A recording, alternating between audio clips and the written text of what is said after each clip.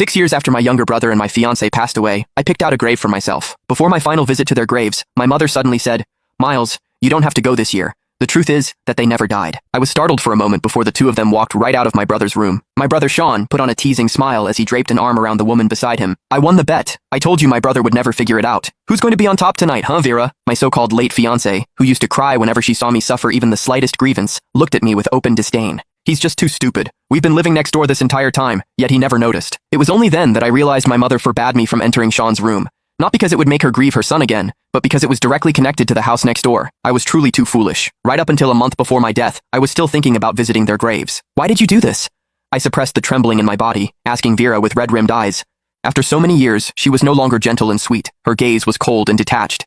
"Miles, it's because you've never been very sensible." My mother frowned at me as well. "For all these years, we were just trying to teach you how to behave, to stop always trying to compete with your brother. Miles, they already have a child. Let go. You'll meet someone better." "I never took anything from Sean," I choked out. "When I was a child, my parents always remembered what Sean liked. I was forced to like the same things just to earn a shred of their care. Yet my mother only bought clothes in his size. No matter how many times I reminded her, my sleeves and pant legs were always too short, leaving me mocked for years. I should have realized it earlier. Miles, they never loved you." Perhaps my expression was too pathetic. The coldness Vera had built around herself wavered for a moment, and she handed me a tissue. "Miles, just focus on the future." I did not take it.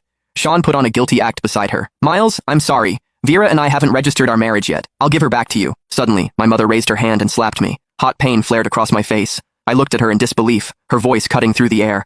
"Miles, what are you even doing? Vera is already pregnant. Do you want that child to be born a disgrace like you?" I froze, my heart stopping. I was the child my mother had before marriage, the tool used to force my father into wedlock, representing nothing but shame. I thought if I studied hard, stayed perfect, and never caused trouble, they might love me. It was only now I understood that their ultimate wish was for me not to exist. Well, it was about to come true. Vera stepped closer, a trace of pity in her eyes. "Miles, we can still be friends. Sean and I will take good care of you." I backed away. "Don't touch me." 6 years of suffocating guilt. Every All Souls Day, I had wept at their graves, apologizing for a tragedy that never happened. Even my parents had helped them stage this performance. I looked at my mother.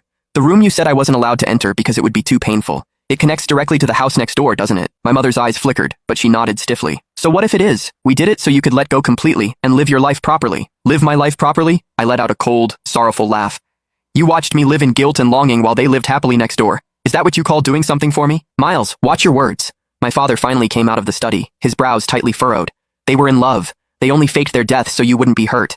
They've already suffered enough over the years. What else do you want?" "In love? Suffered?"